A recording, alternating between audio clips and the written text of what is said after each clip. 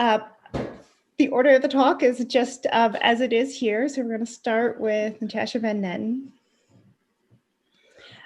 Natasha is part of Waters of the Humpback, which is a 3-person show.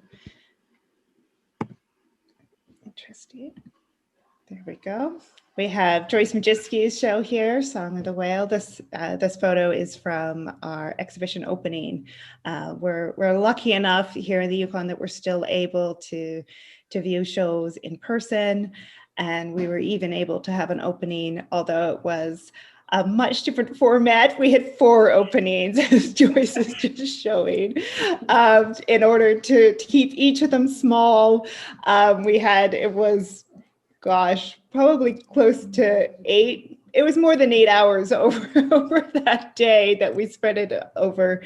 But it was really, so incredible to be able to share in person. And these are really shows that you want to see in person and really experience. So I'm glad that we're still able to do that. So as I was saying, we have Waters of the Humpback, and that is with Christina Luna. This is her work here. She's based out of Mexico. Irene Carlos, based in Guatemala. And Natasha Van Netten. This is one of her works. And Natasha, I'm just going to let you jump right in. I'm going to start with your slide. Thank you for joining us from Victoria. Thank you, Mary. I appreciate that. Yeah, absolutely. I thought I would just start off by sort of introducing myself a little bit further and my art practice as well. I'll give you a little bit of a history. First of all, I'd like to say, though, thank you so much, Mary, for having me. It truly is an honor to be part of an exhibition that is already so closely linked to my art practice. And to thank you to the Yukon Arts Centre and all the staff and Mike for taking photos so that I can virtually be a part of it as well. My name is Natasha, and I live in Victoria on Vancouver Island. And I think that living near the ocean is probably the largest influencer on my work. Before I moved here, I spent a couple of years working on a sail training vessel in the Mediterranean. And during those 2 years, I spent a lot of time thinking about whales and looking for them. And I found that I very rarely ever actually saw the whales that I was looking for, although we shared the same space. I think that sort of building consciousness of sharing space with them is sort of where my desire to learn more about whales began. I am an artist, and I am not a scientist, but science plays a key role in my art. My work is centered around the study of whales, dolphins, and porpoises, and that study is called cytology. The scientific information that we read, especially if you're not actually a scientist, can at first seem very dry and maybe difficult to access. I know that I certainly find that, although I want to learn more.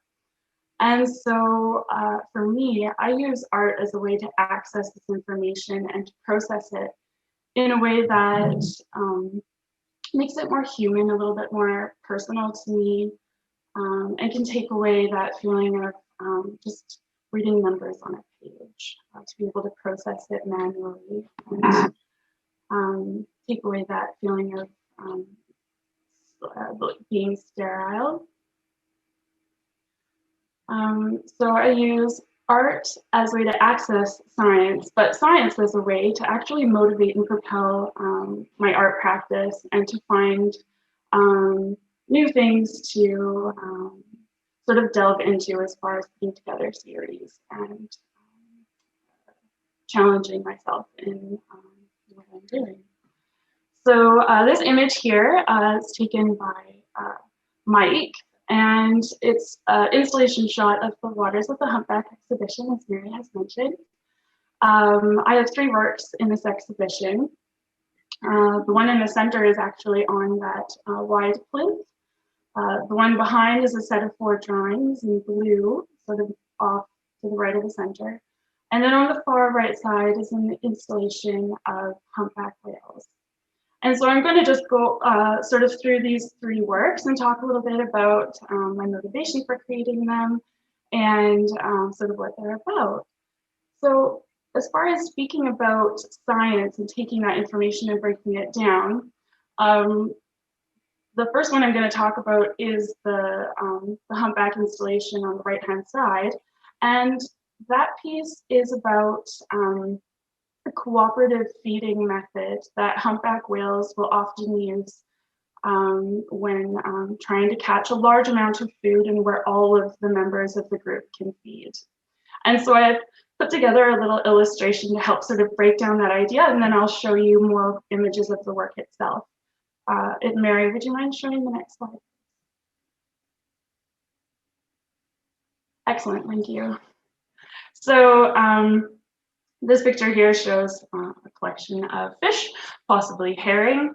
And so the first thing that whales, these humpbacks will do is they'll find an area where there's a large school of fish like these. And then if you could show the next slide, please. Thank you.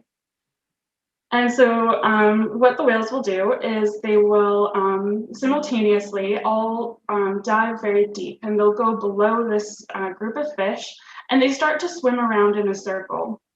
And I had to do some research into this. I'm not 100% sure, but all the videos that I've watched, the whales seem to all swim in a clockwise direction around those fish. So as they're swimming around, they start to rise up to the surface slowly, and that circle starts to close in. And next slide, please. Thank you. As they're going around in this circle, the whales will release bubbles as they're swimming. And as these bubbles are rising, they create a net in a circle. And the net is, although it's bubbles, it's air, it scares the fish. They don't want to go through it. I think it's quite loud for them. And so it tightens them together, and the fish start to rise up to the surface with the whales. Next slide, please. Thank you. And so the image on the left, you can see, is showing one whale who is designated as the singer whale. And this whale is, it specializes in creating this really awful sound for the fish. The fish hate it. It's something that they don't like at all. And so all of the fish, all of a sudden, they go up to the surface, they create this very dense mass. All of the whales that have been circling start to lunge up towards the surface, which is shown on the right-hand panel there. As the humpbacks are surfacing, their throat actually has these pleats in it, which allow it to expand. And as they're rising, their mouth starts to fill with water and to collect all of the fish until at the top, as you can see, they have all been able to catch the herring, and more than they would have been able to do if they were just catching a fish here and there. So by working together, they're able to more successfully hunt fish in this method. Next slide, please, Mary. Thank you. So here is an installation of my reinterpretation of this process. So the way that I've approached it is not in a way that you would naturally see in the water. This installation shows all of those processes and all of those steps merged together into one moment or one instant. And so we have the singer whale at the bottom, the whales that are circling around, and then them rising up from the bottom and opening up their mouths as they get to the surface. So by approaching it in this way, you're able to sort of more so maybe pick up on the pattern, that the overall pattern that is created by this method. And also it becomes a little bit maybe abstract as well, and it can look like maybe some sort of flower opening up, or like the motion of the circling and the vertical as well. It just becomes a little bit separate from the actual event itself while it is containing all those steps.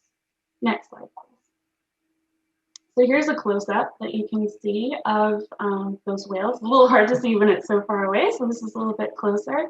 So you can see the horizontal humpback whales that are swimming in that circle pattern and then rising up to the center as well. And the next slide, please. So here's an even closer image of the wire whale. With these pieces, although they are a sculpture, I really think of them as drawing. The reason for this is that the shape of the whale has been simplified to its very basic form. It's recognizable as a whale, but it's using very minimal material, very minimal line work. What is a drawing? Well, a drawing is essentially a line drawn through space. The only difference with this is that my space is three-dimensional and my line is wire rather than a pen drawing across a piece of paper. Next slide, please. Thank you. So here you can see again the different shapes of the whales coming together in those forms.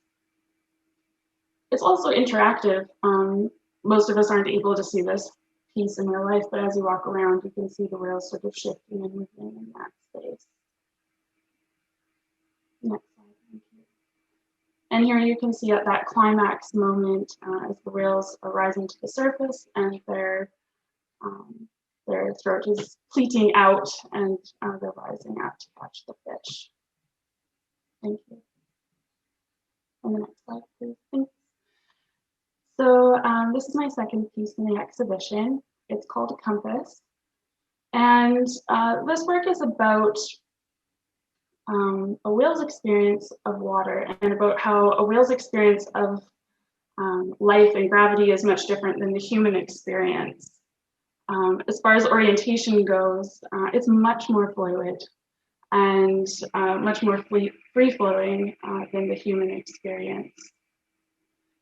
So this artwork contains four pen and ink drawings that I made, and it's the same drawing done 4 times, just in a 90-degree shifting of the angle. The works are made with ink and seawater being layered on top. Next slide, please. So here's a close-up that you can see. And you can see how that seawater has really influenced the drawing and actually is bleeding the whale onto the paper to create that space and to create that feeling of what it would be to be in the ocean and that movement that's coming off of the whale itself. And so when I was making these drawings, I was thinking about that idea of orientation, about how that is more fluid and can seem more open-ended. And so this could be if you were swimming with this whale, this is possibly what you could see. Or, Mary, if you could go to the next slide, you can see how it could be in this position as well. So that shifting can really change our perception of what's happening and the whale being in the water. By using an element like seawater in drawing, it incorporates bits of that whale's environment into the piece itself. It takes the drawing and in a way, it can read almost like a specimen itself of that environment. Little bits of seaweed, tiny particles, microscopic organisms, they all become embedded into that drawing and become a record and are layered together. Can you go to the next slide, please, Mary? Thank you. Another element that is being recorded here is also weather, because I'm using that seawater and then I'm putting it outside. Depending on the temperature, whether it's sunny, whether it's cloudy, how much wind there is, the particles that are in the air, maybe there's pollen, all of these natural elements are incorporated into that drawing as well. And it actually affects the way that the ink dries. And as the water is incorporated with the ink, which is originally black, starts to separate and it creates these different color collections around the drawing. In this piece particularly, you can see how the water has puddled and created like a tidal pool. And around that outer rim is actually a buildup of salt crystals that were formed as the water was evaporating. Next one, please. Thank you. And this one here, you have that movement of water that's been recorded. And so it's just layering these bits of information on top of the drawing information and creating those different levels. Next one, please. Thank you. This is my third piece in the exhibition, and it's called High Tidelines.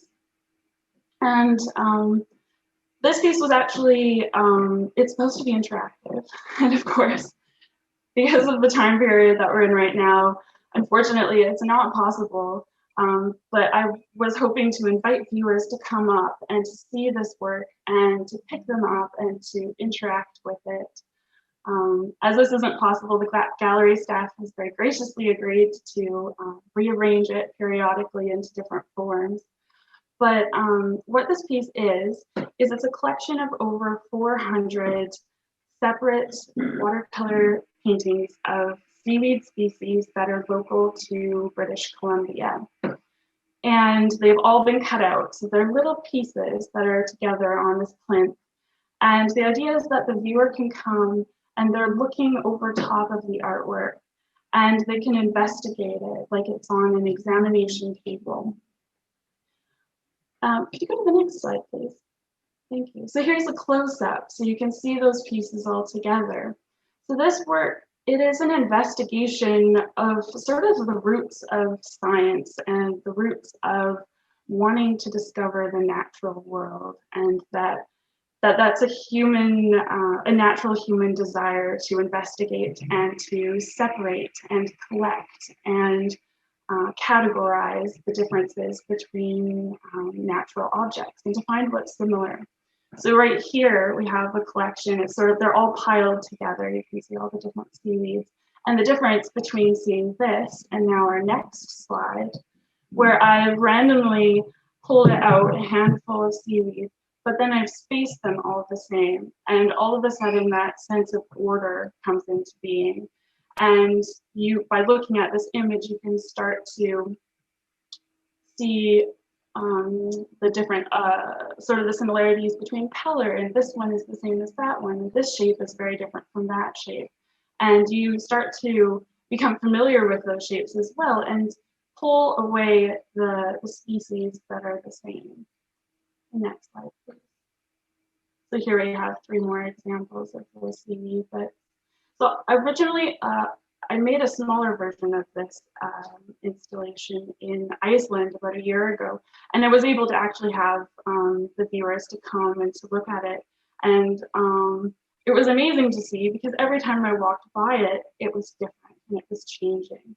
And that feeling of movement is really key as well, because the ocean is constantly moving and it's throwing up these little bits onto the shore, and they're creating lines.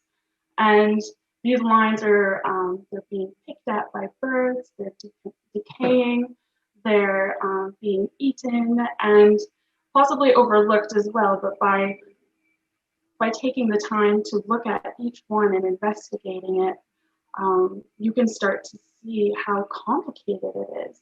And these lines that are being created by the ocean as well, they become drawing lines in themselves. Similarly to how the wire whales are drawings using wire and space and shaping that, the ocean is creating these drawing lines on the beach that's constantly moving. And if you could go to the next slide, please.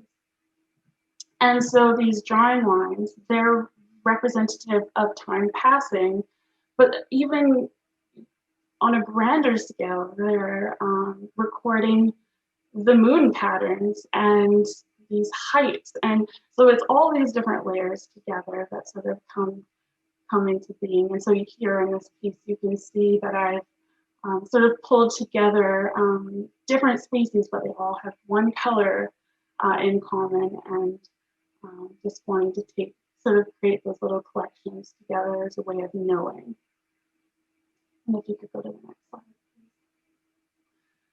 So that's sort of a very brief overview of my 3 pieces in this exhibition and a little bit about myself and my art practice. This is another shot taken by Mike that shows the overall of the exhibition and a little sneak peek into what we're going to hear about next. So thank you for your time and your attention and listening to me, and I look forward to questions later. Thank you so much, Natasha. And as Natasha mentioned, we'll just keep questions at the end. Feel free, if you liked, you can put them in the chat box, but also we really welcome you at the end to unmute yourself and ask the question directly too. So with that, we'll, excellent. Joyce is here, she's ready. Joyce, your slides are spaced at the 30 seconds apiece, so they're just going to advance just as you like. So we'll jump in from there. Okay. I'm Joyce Madiski, and welcome to my whale. In the interest of keeping this talk down to 10 minutes, I actually wrote a script, which is totally unlike me because usually I just wing it. So here we go with the script. There are common threads throughout my work. I'm preoccupied with the connections between things. I create a lot of layers, physical layers over time, and I weave science and my personal experience into my work. I'm interested in how air and water currents link the globe, and that we have these incredible wildlife migrations on land, air, and in the sea. I'm also curious about how humans interact with nature and yet feel separate from it. Song of the Whale evolved over a number of years as I was thinking about water and how it manifests in its different forms and how it connects all of us on the globe.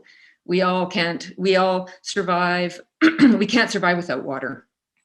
This exhibition is the 3rd installation addressing this theme. Now, the first one, Tales of the Tidelines, was in southern Spain in 2017. It followed a series of residencies I did in Europe where I did long daily walks communing with water. During my final 2 months in Rota, I collected plastic garbage from the beach every day as a way to record what the ocean was telling me. Samples of this collection are found in the artist books and the precious boxes that are in this exhibition as well. I was curious about the lives of these objects, where they had come from, and where they were going to. Now, this is a shot of the actual installation in Spain. Some of this work I took with me for the next installation that was in Mazatlan, Mexico, and called Catch of the Day. Now at Catch of the Day, I installed a huge net in the gallery and filled it with fish that I had created from ironed plastic, and I wove these fish into the net. My thought was that whatever we'd been throwing into the ocean would eventually come back to us in one form or another, as in Spain, things washed up on the shore and everywhere in the world. But the way that the plastics are collecting in the ocean and degrading and becoming a chemical soup, I wonder if we really know what we are eating. It was in Mexico that the idea for this project, Song of the Whale, came from.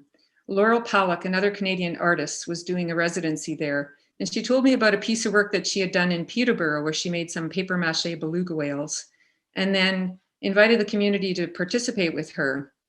And a group of singers walked along with the belugas in town and sang a dirge as a lament for the whales. So I started to think maybe whales were a powerful thing to be thinking about at the time. The way that they link water and our connectivity to the world. When I go back to the Yukon after Mexico, I started to look for a whale skeleton. And I asked many people and many organizations if they had a skeleton that I could use, borrow, lend. I can only imagine what they thought as I described what I was proposing. And yeah, finally, in the end, I landed at the BD Biodiversity Museum at UBC. Chris Stinson, the vertebrate biologist there, let me work with a beaked whale skeleton, and I was able to start exploring different carving materials. Now, over the period of that month, Chris finally sort of remembered that there actually was a humpback whale in storage somewhere on Salt Spring Island, although where it was uncertain at the time. There was some rumor about it being in boxes in someone's father's garage. So finally, he put me in touch with Mike and Michi of Cetacea, who you'll hear from in a minute. And I contacted them, told them what I was doing. And thankfully, they were curious and open to meeting me. So I took the ferry over to meet them and the whale. And at that time, I also found out there was an artisan residence on Salt Spring Island. So things were looking like pretty good. Now, during that time in Vancouver, Ocean Legacy heard an interview I did on the radio and contacted me to say that they would supply me with all of the garbage I could ever need. So that was fantastic. I did get the residency. And in September of 2019, I loaded the car, drove down the Cassiar. 2 ferries later, I was down on Salt Spring.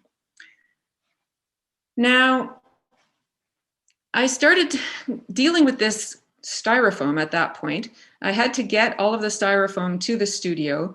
And then initially I would take a few bones at a time back to this place.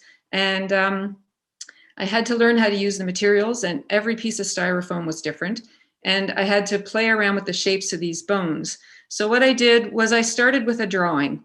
Every single bone that I carved, I drew first. So it gave me a chance to get to know the bone. It gave me a chance to feel the shape of it and get a sense of its angles and its weight and its balance, which was crucial for the whole project. And after I did that, I would start the carving process.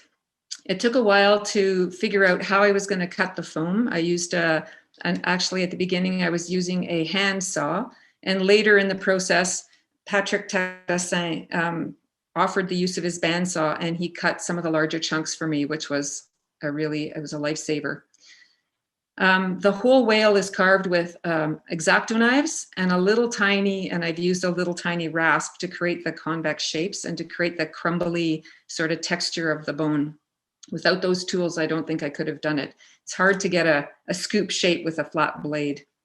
Styrofoam's really messy.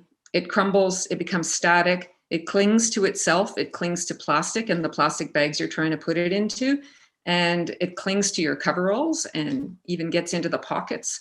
So I did a lot of sweeping and a lot of vacuuming throughout this whole process.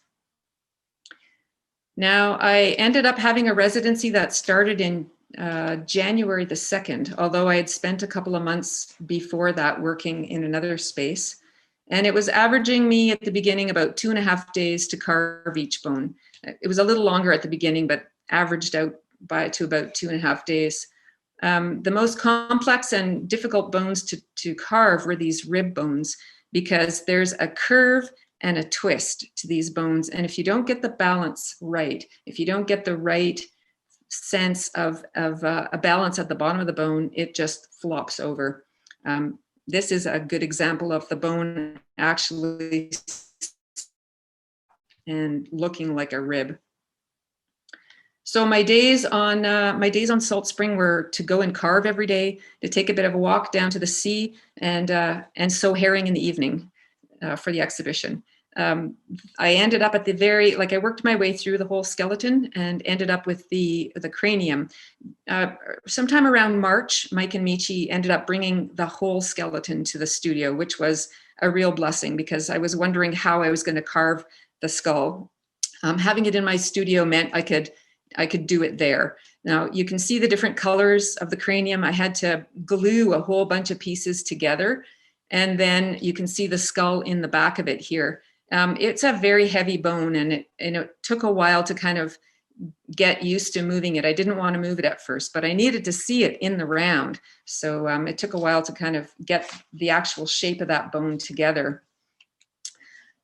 So here I'm this is my studio day. I was almost ready to pack it up and head north again. So Patrick built these beautiful crates for me, and I packed all the bones into these crates. We rented a U-Haul and put the car on the trailer and drove home to Whitehorse. So this was another few days of the process. Yeah, it was a long way to get home, but I had everything in the back of the car, in the back of the U-Haul, which is amazing.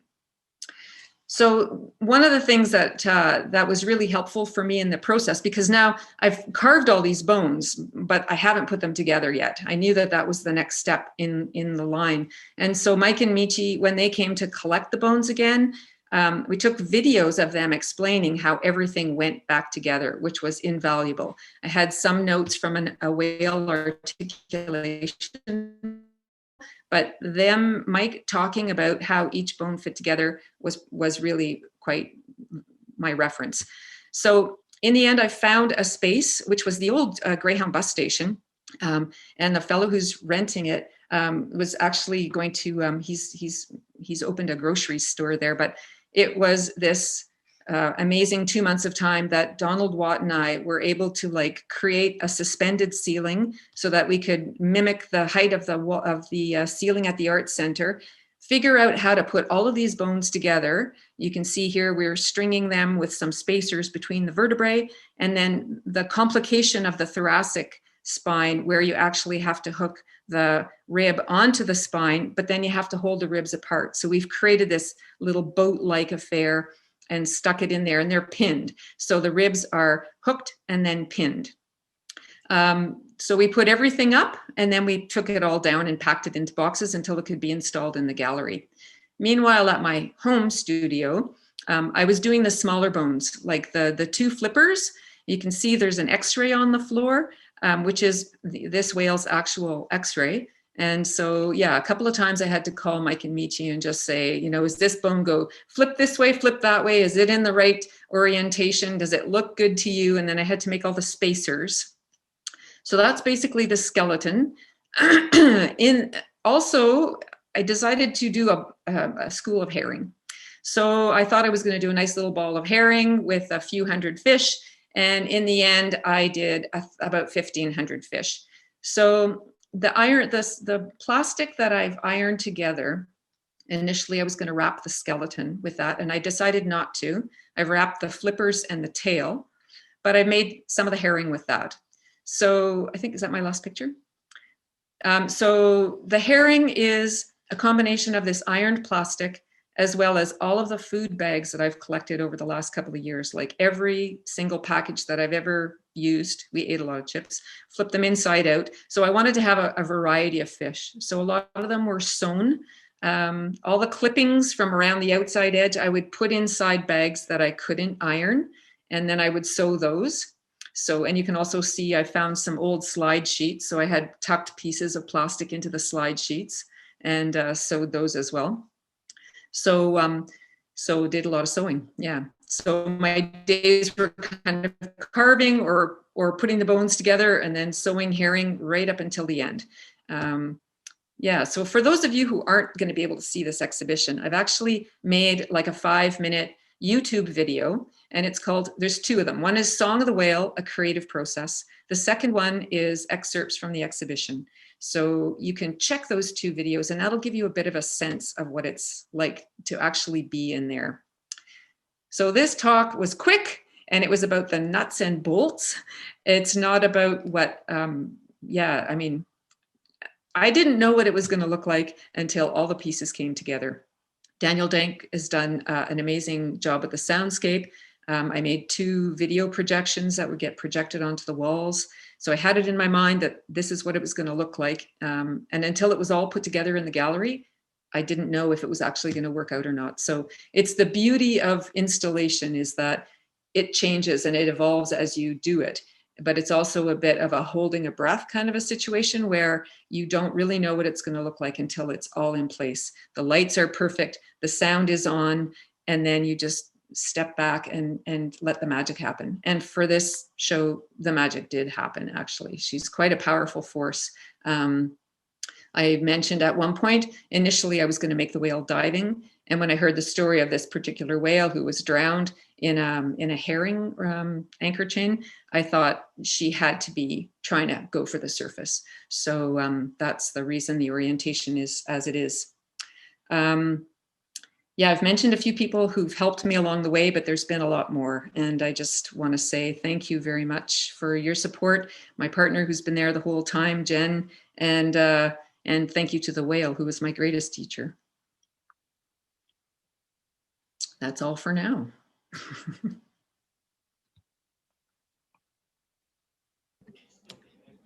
Thank you so much, Joyce. And I just have to concur with how powerful it is in the space. And, you know, how even just those little flashes of the pieces on the herringfish make such a difference too. Our school groups that go through are incredibly drawn to that and want to tell me exactly what types of chips and so on that all of those fish are made out of. Yeah. This is great. All right, we'll turn it over to Mike and Michi, and just, yes, these guys are great. All right. So Mike and Michi, go ahead and unmute yourselves and turn on your video. And okay, I think we're unmuted. Can you guys hear us? yes. Awesome. Perfect. So I just want to say I'm Michi and this is Mike. And wow, we're just so inspired by all the work that's been done for this exhibit. And we want to say thank you so much, Joyce, for bringing us in to contribute to your project. It has been amazing to get to know you. Thanks also to the Yukon Arts Centre for asking us to join this event, and also to UBC's Marine Mammal Research Unit for trusting us to caretake some of their skeletons. We'd like to share a little of the story of this whale that inspired Joyce, but first, let us explain how the skeleton of a humpback whale ended up in our attic. Next slide. Okay, so both Michi and I grew up on the west coast of BC, spending large parts of our summers cruising the coast with our families. And we felt a deep connection to the oceans from a young age. So it was natural for us that we went on to study biology and conservation. And we really loved our time in the field and were able to connect over some pretty awesome marine biology field work. Next slide, please. We loved our experiences studying all types of marine life, but whales in particular, we felt especially drawn to. Studying these animals in their natural habitat really inspired us. So whenever a whale popped up close by, it was just so exciting. Next slide, please.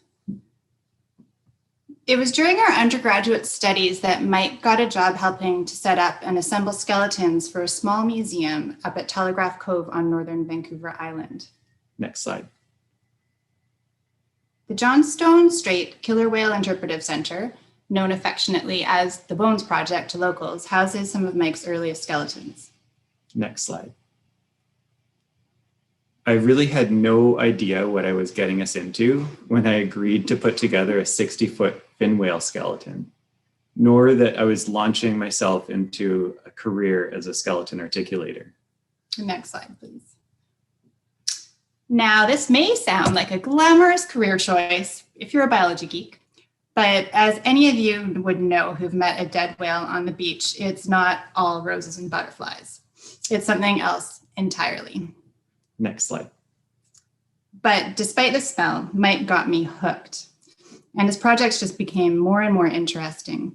So over the years, we continued to collect bones. Next slide.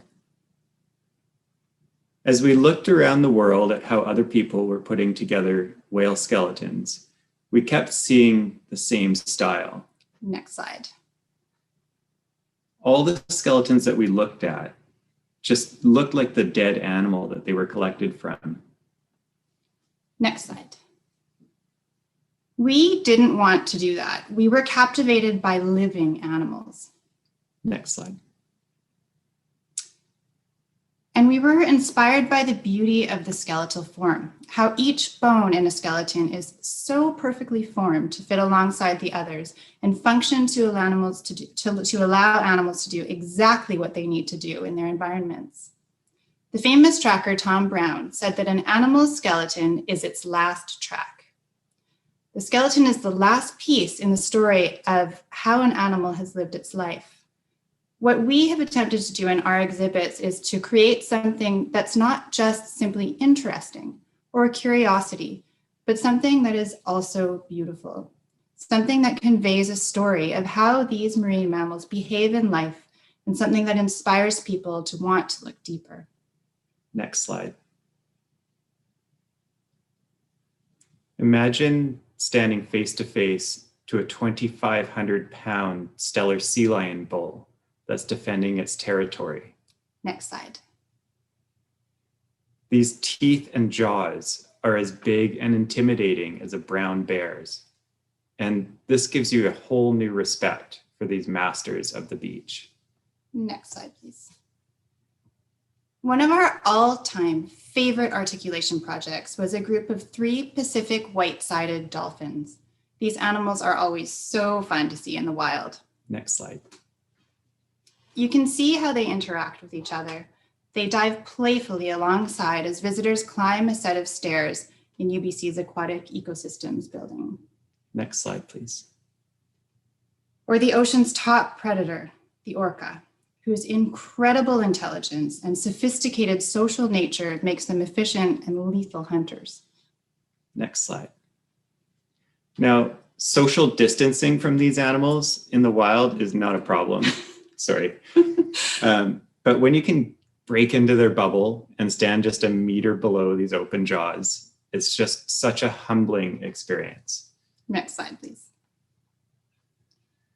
Through the journey of each of our projects, we see time and again the power in working with the remains of these majestic creatures. It becomes all about connection. Connection to the animals we work on, connection amongst those of us working with the bones, and ultimately, next slide, please. Connection of people to this piece of the natural world and beyond. The experience most people have with whales is only ever from a distance. They may see a blow or the back of a whale. These are elusive animals.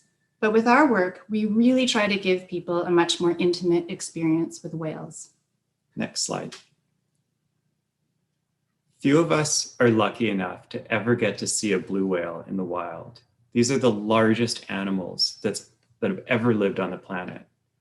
And if we do see one, it really can kind of like be seeing a big rock loom up out of the ocean. Next slide. But finding yourself next to the entire assembled skeleton of one. Next slide. Postured as if it's lunge feeding through a school of krill, you get to experience some of their underwater grace. And just knowing that these massive, majestic animals still live in our oceans can bring people to tears. Next slide. It's our hope that interacting with these skeletons will inspire people to ask deeper questions about how we're all connected. Next slide, please. And so that's how we ended up having a humpback skeleton when Joyce was looking for a model for her work. And now we'll share a little bit of what we know of that whale's life and our part in it so far. Her life probably began in Hawaii and ended tragically when she arrived on BC's central coast to feed in the spring of 2006. Next slide. At this time, UBC was collecting specimens with the idea to create an exhibit representing all of the iconic marine mammals along our coast. So we were asked to recover the skeleton of this whale. And as we're known to do, we called on friends and family and got together a crew of 8, chartered an old wooden boat, and headed north to the central coast. Next slide, please. The whale had been found dead and floating a few weeks earlier by a local fisherman. The Coast Guard went to investigate and tied the bloated body up at high water on a rocky beach. Next slide. When we finally arrived on scene, the whale had been dead about 3 weeks, too late for a detailed necropsy. We could tell, however, that it was a young juvenile female, probably only 1 or 2 years old. After taking measurements, we set to work dismantling the carcass. Next slide. Now, I'm sure I don't need to tell you that it's no small feat to cut through 10 tons of rotting flesh and extract every last bone of a whale skeleton. Next slide. And things can definitely get a little interesting when you're racing the tide. Next slide. And so after 2 incredibly smelly days on the beach, we had our herring skiff fully loaded and we began our journey south with the skeleton. Next slide. When we arrived back on Vancouver Island, the work didn't end. Fortunately, we had a lot of help in the next stages, which involved craning the bones into our truck. Next slide. And then transporting them to a farm where we set up a composting burial to clean them. Next slide. And so about 1 year later, we dug up her clean skeleton. Next slide, please. And against all odds, we didn't lose anything to the local animals.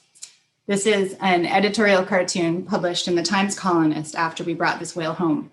It reads, "As part of the cleaning process, the bones of a deceased humpback whale were buried on a Salt Spring Island property." Next slide, please. So humpbacks are some of the most acrobatic, graceful whales in the oceans. Fortunately, their populations have largely recovered since a moratorium on whaling was put in place in 1966, and they're now seen much more frequently in nearshore waters. Although their populations have been doing well in recent years, there are still several threats to these whales caused by humans. Next slide, please. Humpbacks are unfortunately one of the most common whale species to be entangled in fishing gear. Their distribution, size, and behavior make them particularly vulnerable. In some areas, half of all adult whales show signs of past entanglement. Some of the whales may survive, but we know firsthand that this is not always the case. Because although a necropsy wasn't performed on this whale, she was found with a large, heavy line connected to a heavy fishing anchor wrapped around her tail. So she had drowned, unable to swim with the weight of the anchor attached to her. Next slide. UBC is still looking for funding to complete this and several other skeletons for the Marine Mammal Skeleton Project. And here I just want to thank Natasha for the amazing imagery and great explanation of bubble net feeding, because our dream is to mount her skeleton with the collection as if she were lunging vertically through a bubble net in what we think is one of the most awe-inspiring cooperative feeding behaviors of all whales. Next slide. Oh, next slide. So honestly, we thought Joyce was a little ambitious when she first approached us. These bones have such complex shapes and compound curves in every direction. We've sculpted missing bones in the past and worked with foam, and it's not easy. However, we were impressed over and over again at Joyce's ability to recreate them accurately out of her found foam. It was inspiring for us to witness. We're so happy that we were able to be a small part of Song of the Whale. Next slide, please. And so I hope we've managed to convey a little of the love we now share with Joyce for this whale and why we keep doing the work that we do. I think Richard Louv said it really well. We cannot protect something we do not love. We cannot love what we do not know. And we cannot know what we do not see and touch and hear. Thank you, guys. Thanks.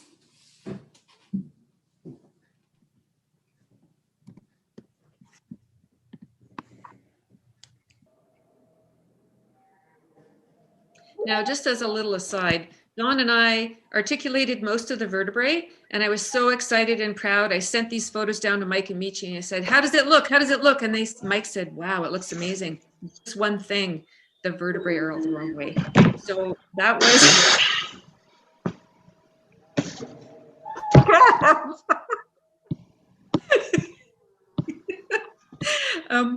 but we changed everything around that day, and no one would ever know now. I mean, yeah. we seriously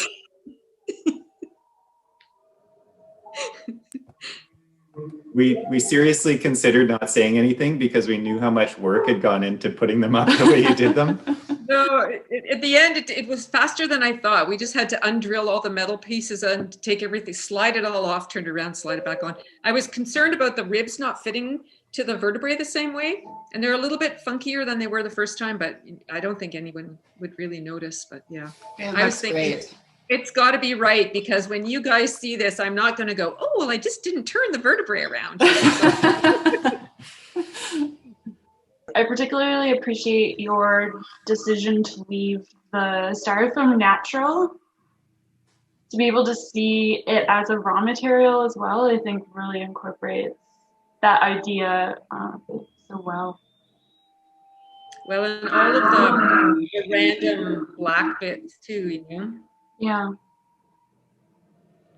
And as I said, initially I was going to put the plastic skin, which you can see on top of the coroplast, I was going to drape it along the top of the whale. And it just felt like, well, first of all, it would have been a real feat to do that. But then I thought, I don't want to really cover the bones anymore. Like the bones, it's all about this return to us of this creature from the material that we've discarded. Like it's got to show the material. That's the whole reason I'm using it. The only thing I did was the 2 yellow bones that are in the C-spine were particularly crumbly. And so I coated them in wax. I did buy enough wax to coat the whole skeleton. And then after doing those first 2 bones, I thought that was like not going to happen. Yeah, I'm excited that you guys are seeing it, because like, look, the hyoid is kind of in the right place.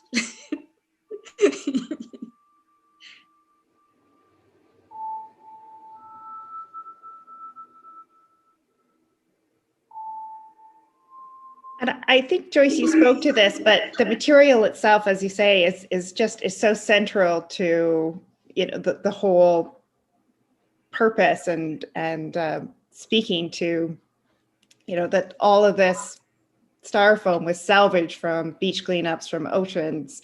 It's staggering to think of like how much styrofoam is just in this one whale, never mind that's within the waters of.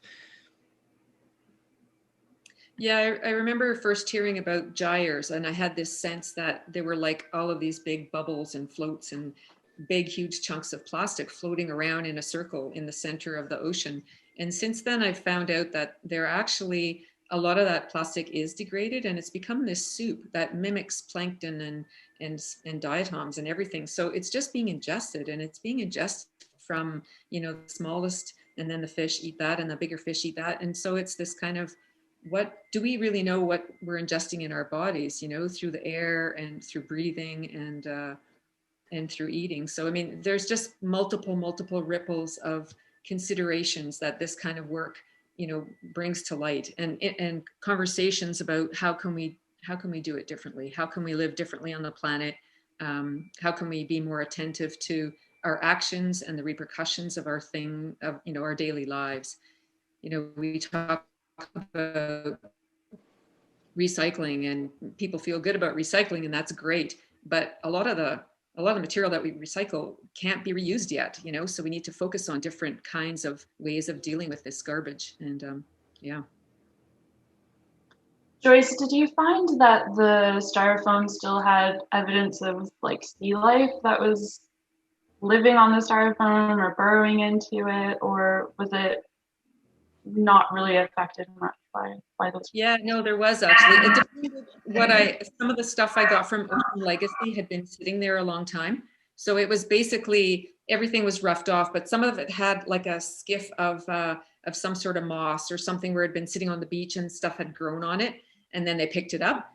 And then the one piece of blue foam that I salvaged, that I used for the jaw, that was one piece that I found on Salt Spring, and it washed up on a shore to the shore from a storm. And it was probably about 7 feet by about 1.5 feet by about 1 foot thick.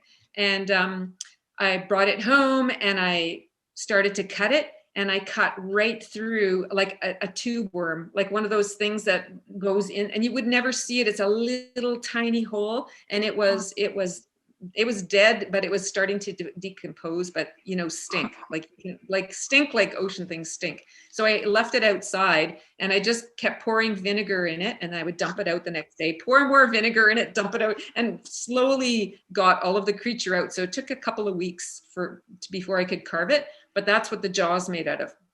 Wow. That piece. Yeah. And interesting on Salt Spring, there are a lot of people that live on float homes, and they salvage all of the styrofoam. Like I almost got into fisticuffs with this one guy. Like he was like, "Oh, that's my styrofoam. Like you can't take that. I'm using that." So I couldn't take any of that. But this one piece I found, I felt like it was mine. But yeah, you never know. There was a lot of holes. There were a lot of pieces of wood drilled through there. You could see fastenings of, you know, nails. On the cranium, the bottom part of the cranium, there's a huge chunk of metal that was embedded in it. So I kept it. You can see the chunk of metal left over, like it's all rusty. Yeah, there was all kinds of stuff. We have a question for Mike and Michi just about if you could speak more about how you clean the bones. Sorry, your audio is cutting in and out. We can't hear. Sorry. Okay. Within the chat, there's a question just asking to speak more about how the bones are cleaned. No, you can't hear me? Yeah, no, we got it now. So how are the bones cleaned? Well, it's quite a lengthy process.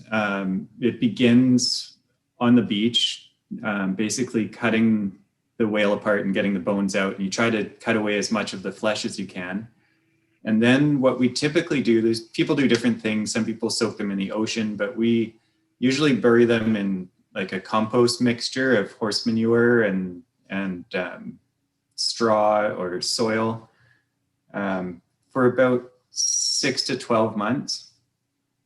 And what do we do next, Mitch? Yeah, and usually by that time, the critters in the soil and the heat of the composting process have cleaned up all the soft tissues, and ideally even remove some of that internal oil in the whale bones, which is really like the trick with whale skeletons. It's very, very difficult to get that oil that's in the matrix of the whale bones out. And also really important to do that because it turns rancid over time and is like unbelievably stinky and messy. So at that point, if we still have oil in the bones, we have a few options. Sometimes we use like a water maceration or soak kind of process, sometimes with additives if needed.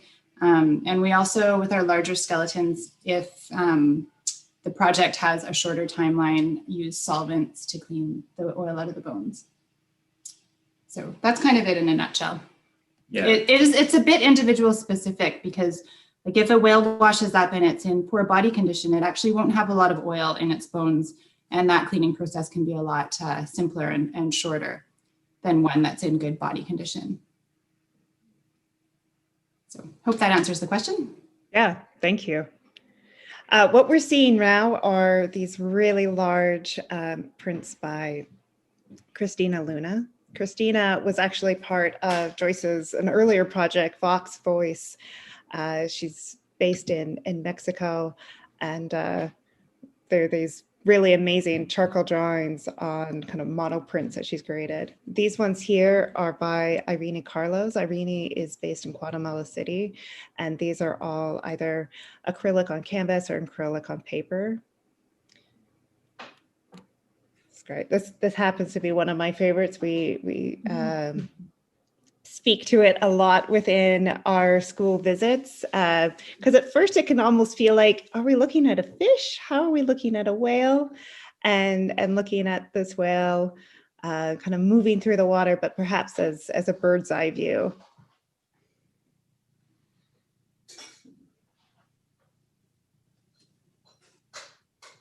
And then Irene is really known for kind of this really lush color, and a lot of times these kind of this kind of surface, almost not decoration, but kind of her own visual language. So it's lovely to see her you know, this is very much her style. But speaking to kind of those aerobatics, as we were talking about, of humpback whales. That previous piece, you almost get that feeling like you're looking inside of the whale too. That feeling of bones feels like it's there as well. I met Irene back in 87 in Guatemala, and she was doing a lot of tapestry work then and weaving. So I think she brings a lot of that textural quality into her paintings that way, this kind of mark making as if it's like a real textured surface.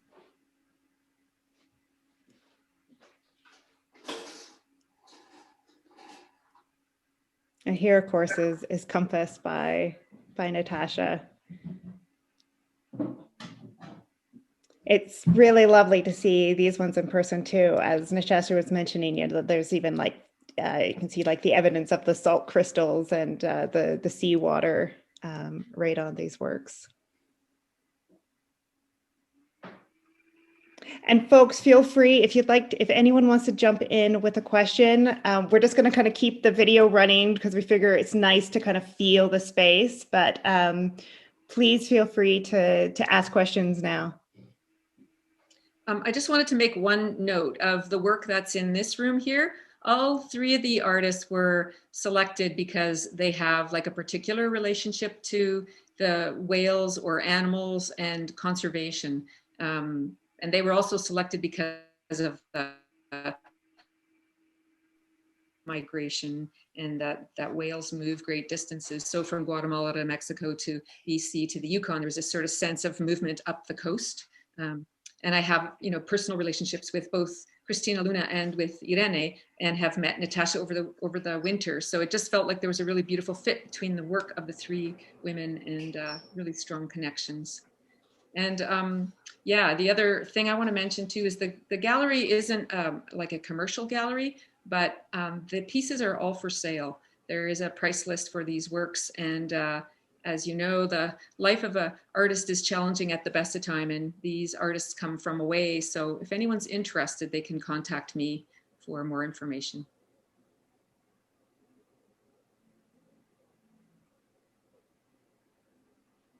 So this is right where you enter the gallery here. This is this piece by Christina Luna is really the first work that kind of greets folks as they come in. Oh, this is nice. Thank you, Mike, for zooming right in there to see. There's often a bit of text even on Christina's pieces.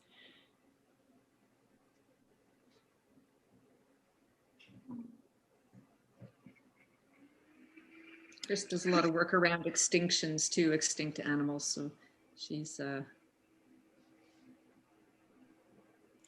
Joyce, there's a question for you if you hope to travel this to other venues. I hope to travel it to other venues, yes. Yeah. It's a bit of a challenging time to do something like that, and it's a big show. So it's just a matter of connecting with someone who's got a venue that's large enough, and I would absolutely love to have it elsewhere. And I think my deepest desire is for some center or institution to put it in a permanent place so that it can be used as an education tool, you know, down the road. So yeah, that would be fantastic if there was a marine center or some place that was big enough to accommodate her.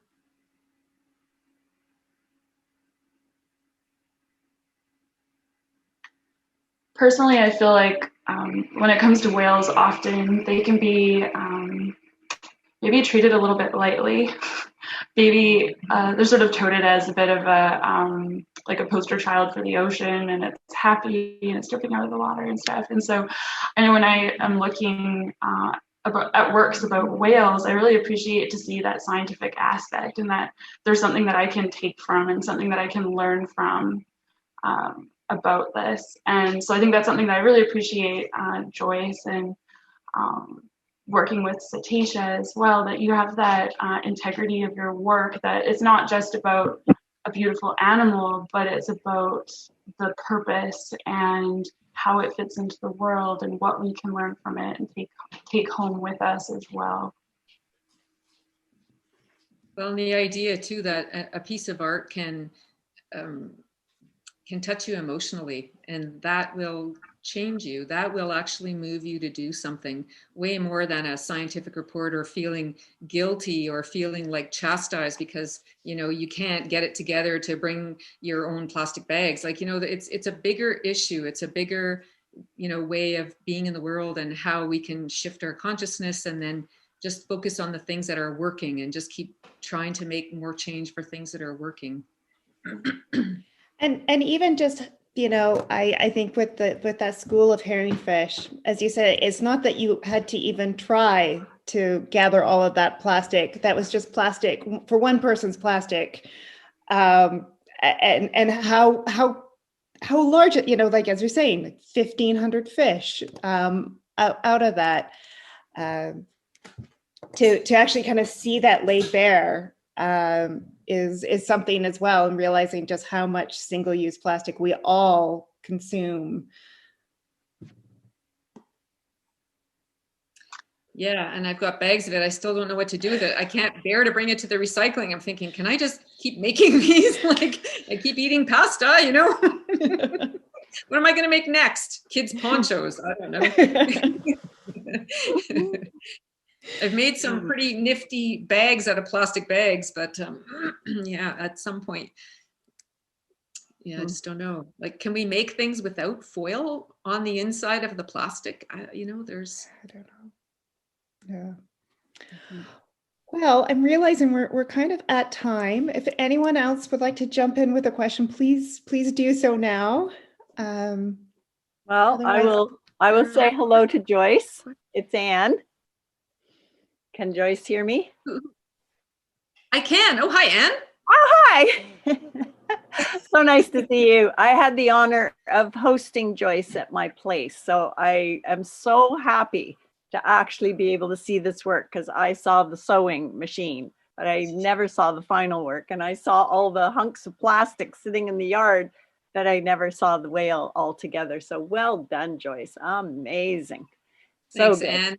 Yeah, it was really. And the girls, Anne and the chickens. We looked after her, 8 chickens for her over the winter. So yes, yeah, that's right. So it was just been an honor. So well, as you were all saying, you know, the science. My question, well, not a question, a sort of stimulating thought, I hope.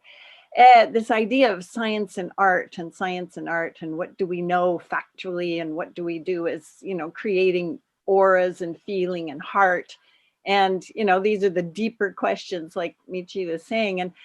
And, you know, we're all in the era right now of honoring First Nations and understanding where, you know, our hunter-gatherer societies have gone, and why are we in this position with all this plastic. And I sort of think about you, Joyce, and all the other artists going so deep and saying, well, I don't really know the science of it all. But then imagine a hunter-gatherer taking apart a whale, you know, to consume for the village, and how intimately they would understand the science of that whale. They would understand behavior from tracking and hunting. They would understand all the articulation from opening up the whale. They would understand all the organs. They would probably have a foundation of science knowledge, which we struggle so hard to try and learn nowadays, simply by being hunter-gatherers, right? So I always think that maybe they added art on top of it all, and mythology and so on, because they already knew all the foundational stuff. Do you think? I mean, I often say, I wish I could be, you know, 500 years ago, before any settlers, and be part of that thought process when your food is directly in your environment. And now, of course, we're so removed that we're working really hard through science to try and get back to knowing and understanding. So I do think that something like this art helps us, I don't know, dive into more of the foundation of what living things are and how we all fit together in that world, which we have become so distantly separated from.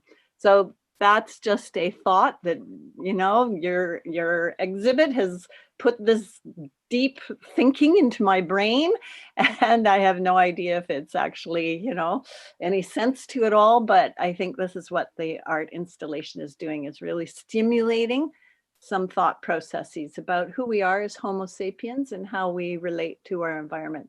And it's just beautiful. So thank you. Thanks, Anne.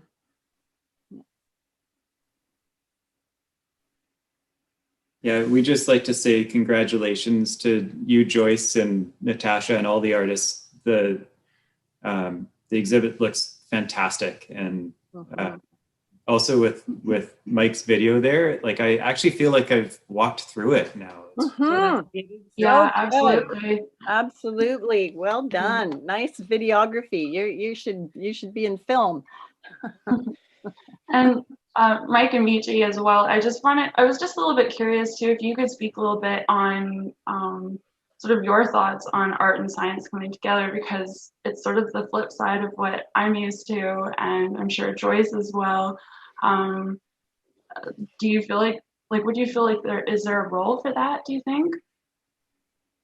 I mean, it's absolutely, it's really sort of like fundamental to what we do.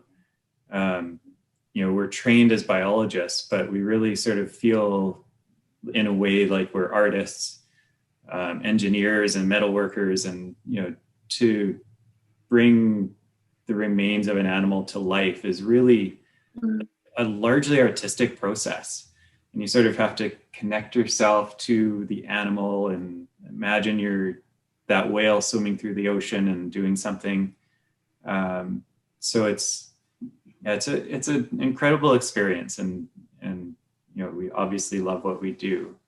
And I just want to also, I think it was Anne, right, who was speaking about hunter-gatherers. I want to just mention that I agree that a lot of the trouble that we're in is because we've done this, like branching out and specializing into these fingers of understanding. But what you guys are doing and what we're trying to do too is just to bring that back together into something that's actually real. And so, yes, absolutely, art and science should coexist, and is such a powerful tool to bring about awareness and understanding and engage people in a real way. Yep. Absolutely. And I love what you said too about suspending the whale like it's alive. You know, it's that you can picture it in the water and how it actually is moving and interacting in that space. And that's such a perfect example of bringing those two fields together. Yeah, I think it's so much more powerful that way, and just really begins to speak to people. Like you know, it just that extra level of connection that you wouldn't get just seeing a dead animal on the beach or something, but you can get from a display like this. It's awesome too. There was a group of little kids in the gallery, and they walked in, and they just kind of, whoa. And you know, someone said, imagine when you saw your first dinosaur. You know, imagine going into the museum and you see your first dinosaur, because you're like this. Wow. And I've just created this dinosaur for the ones in Whitehorse, you know? So it's kind of like, oh, I hadn't thought of it that way. But there's an immensity of a life behind these bones. Like they're huge animals. And this isn't even a full grown, nor the largest whale that exists. Can you imagine, like the photo you had of the blue whale in the boat? Man, wouldn't that be awesome to have that experience of being there? Wow, just amazing. Mm-hmm. Well, again, thank you, everyone. Yeah, I feel like I'm getting chills from it all, and just being able to hear from. Thank you so much, Natasha, for being able to join us from the island, and same with you, Mike and Michi. I realize it's, you know, I don't know how many artist talks you participate in, but you absolutely are artists, and we were really honored that you could take the time and really talk about your practice as well. And of course, Joyce, massive thank yous. And you've really made this incredibly immersive, magical space for all of us who can't travel right now here in Whitehorse to go and be transformed really to a whole other space. So thank you. I can't see the list of everybody who's here, but hello to all my friends. I see the name every now and again coming up, but just so grateful that you had a chance to actually sign in and see this. It's been great. And even though I can't see you, mwah, to all my friends. Mwah, mwah, mwah. Yeah, and thank you, Mary, thank you for facilitating and for leading us through this process as well. Really appreciate that. You've done a wonderful job. Awesome. Well, thanks everyone. This has been recorded, so we'll have it up hopefully within this next week. And feel free to share it further for those who weren't able to join us this afternoon. So yeah, thanks again, and we'll talk soon.